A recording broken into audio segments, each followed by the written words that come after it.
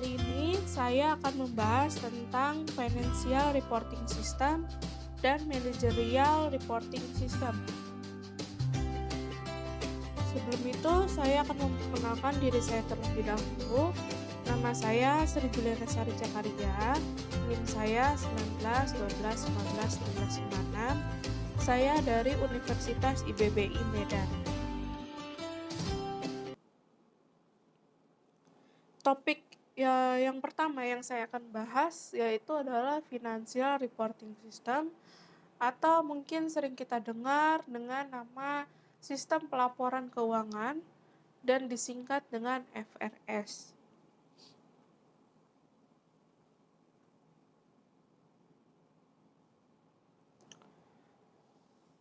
Hal pertama yang saya akan bahas yaitu pengertian dari Financial Reporting System atau FRS ini. FRS ini adalah laporan keuangan yang ditambah dengan informasi-informasi lain yang berhubungan baik secara langsung maupun tidak langsung dengan informasi yang disediakan oleh sistem akuntansi keuangan, seperti informasi tentang sumber daya perusahaan. Kemudian FRS ini atau Financial Reporting System ini tentunya memiliki tujuan. Tujuannya antara lain, yang pertama, menyediakan informasi yang berguna bagi pengguna potensial lainnya dalam membantu proses pengambilan. Yang kedua, untuk membantu dalam menilai jumlah, waktu, dan ketidakpastian prospek penerimaan kas dividen atau bunga, serta pendapatan dari penjualan. Tujuan yang ketiga, yaitu memberikan informasi tentang sumber daya ekonomi, klaim atas sumber daya tersebut, dan perubahannya.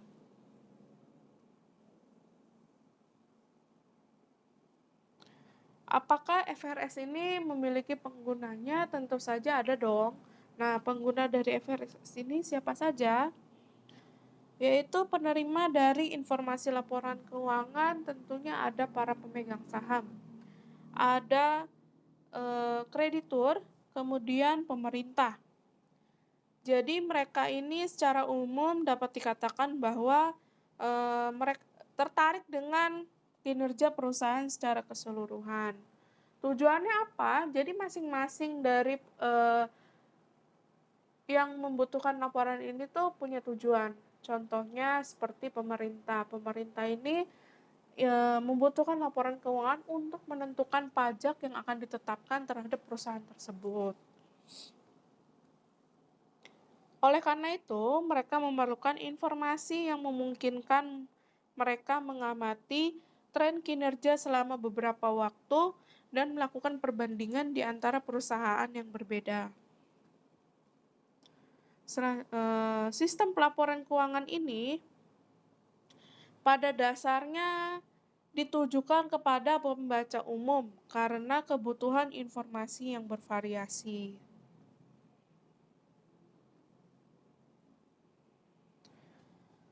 Terdapat beberapa prosedur dalam pelaporan keuangan. Di antaranya, mencatat transaksi, mencatat jurnal umum, posting ke buku besar pembantu, kemudian memposting ke buku besar umum, selanjutnya menyiapkan neraca percobaan, membuat jurnal penyesuaian, menyiapkan neraca percobaan yang telah disiapkan, kemudian menyiapkan laporan keuangan, menjurnal dan membukukan ayat jurnal penutupan. Yang terakhir adalah menyiapkan neraca percobaan pasca percobaan. Nah, dalam sebuah sistem tentunya ada resiko dalam sistem tersebut, ya kan? Jadi FRS ini tentu saja memiliki resiko. Resiko yang pertama yaitu adalah jejak audit yang tidak sempurna. Kemudian akses yang tidak diotorisasi ke buku besar. Yang ketiga, akun buku besar umum yang tidak seimbang. Resiko yang keempat, saldo akun buku besar umum yang salah.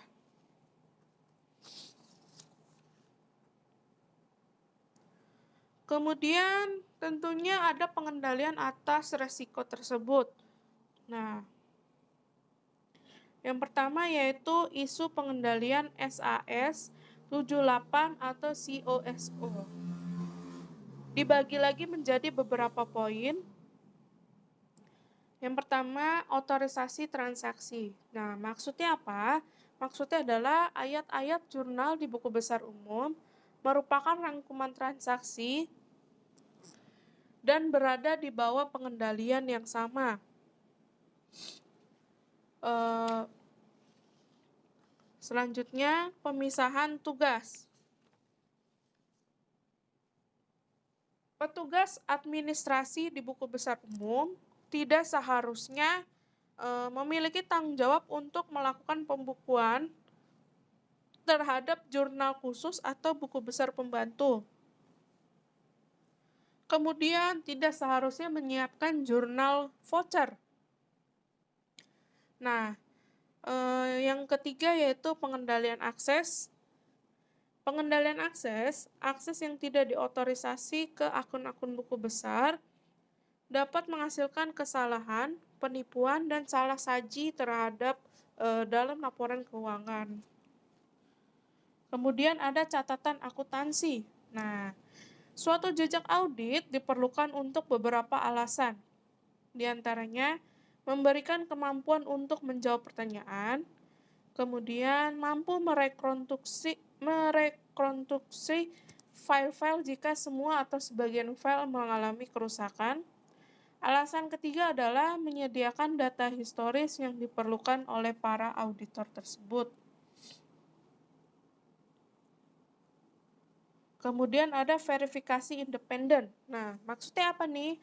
FRS atau Financial Reporting System ini menghasilkan dua laporan operasional yang menjadi bukti akan keakuratan proses ini, yaitu ada data voucher jurnal dan laporan perubahan buku besar umum.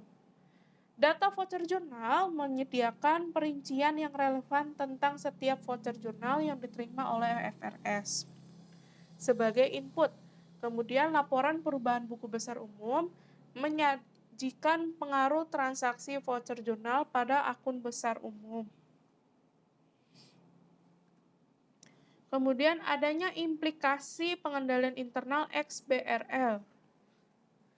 Nah, maksudnya apa? Jadi XBRL ini merupakan turunan dari standar lain internet yang disebut dengan XML atau Extensible Markup Language. XML ini adalah bahasa meta untuk menjelaskan bahasa markup. Jadi para extensible istilah berarti bahwa setiap bahasa markup dapat dibuat dengan menggunakan XML. Ini termasuk dengan maksudnya penciptaan bahasa markup yang mampu menyimpan data dalam bentuk hubungan, di mana tag atau perintah format dipetakan ke nilai data. So, XML dapat digunakan untuk memodelkan struktur data dari database internal organisasi. Di dalamnya ada apa saja? Jadi saya bagi menjadi 3. Yang pertama ada taksonomi creation. Yang kedua, taksonomi mapping error. Yang ketiga, validation of intent document. Nah, topik selanjutnya adalah Managing Reporting System atau MRS. Sering kita dengar dengan sebutan sistem pelaporan manajemen. Apa sih pengertiannya? MRS atau Managing Reporting System ini yaitu sistem untuk melakukan pengawasan berkelanjutan terhadap laporan manajemen. Jadi sistem pelaporan manajemen ini juga menyediakan informasi terhadap pihak manajemen untuk merencanakan dan mengendalikan aktivitas bisnis.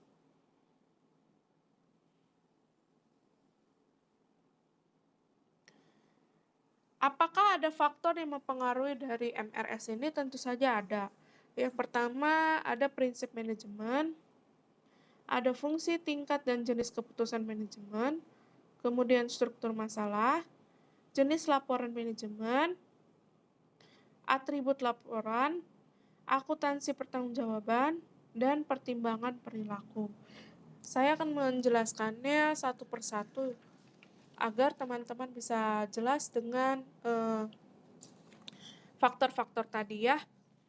Jadi yang pertama yaitu prinsip manajemen. Nah, prinsip ini memberikan wewenang pada kebutuhan informasi manajemen. Saya membagi menjadi 4 prinsip. Yang pertama ada formalisasi pekerjaan atau formalization of tasks. Maksudnya apa? Maksudnya adalah formalisasi yang digunanya untuk menghindari suatu struktur organisasi di mana kinerja, kemampuan, dan eksistensi berkelanjutan perusahaan bergantung pada individu tertentu. Kemudian, prinsip yang kedua adalah tanggung jawab dan wewenang. Prinsip ini mendefinisikan jalur laporan vertikal perusahaan di mana informasi mengalir. Jadi, lokasi manajer dalam jalur pelaporan mempengaruhi ruang lingkup dan perincian informasi yang dilaporkan. Prinsip yang ketiga, jangkauan dan pengendalian atau span of control. Sering terlibat dengan operasi yang terperinci dan keputusan tertentu. Yang keempat, prinsip pengecualian. Maksudnya adalah prinsip ini menunjukkan informasi yang mengidentifikasi operasi atau sumber daya yang beresiko tidak dapat dikendalikan.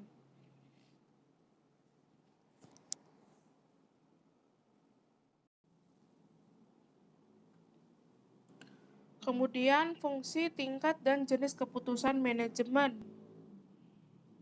Hal ini berkaitan dengan pengambilan keputusan manajemen, jadi terdapat fungsi perencanaan yang nantinya akan berpengaruh dengan pengambilan keputusan manajemen tentang berbagai aktivitas perusahaan yang akan datang.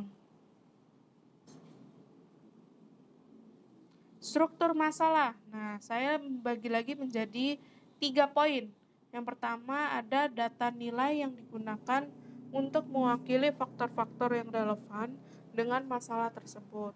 Poin kedua adalah prosedur. Maksudnya adalah urutan langkah-langkah atau peraturan keputusan yang digunakan untuk memecahkan masalah. Yang ketiga, tujuan. Maksudnya hasil yang ingin dicapai oleh pengambil keputusan dengan memecahkan masalah tersebut. Jadi setiap perusahaan memiliki tujuan ya teman-teman. Kemudian jenis laporan manajemen. Nah, laporan ini dapat berupa dokumen kertas atau gambar elektronik yang disajikan di terminal komputer. Laporan tersebut dapat berisi informasi verbal, numerik, atau grafis, atau kombinasi. Selanjutnya ada atribut laporan. Agar efektif, suatu laporan harus memiliki atribut seperti relevan, ringkas, berorientasi pengecualian, akurat, lengkap, tepat waktu, dan singkat.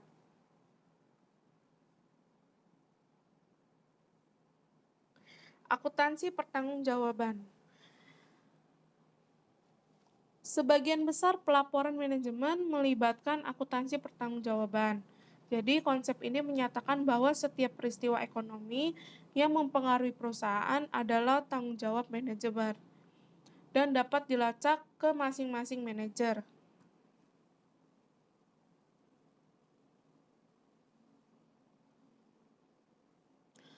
Poin selanjutnya adalah pertimbangan perilaku.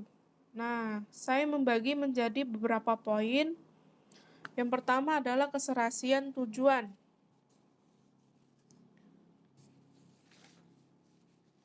Yang kedua adalah informasi yang berlebihan.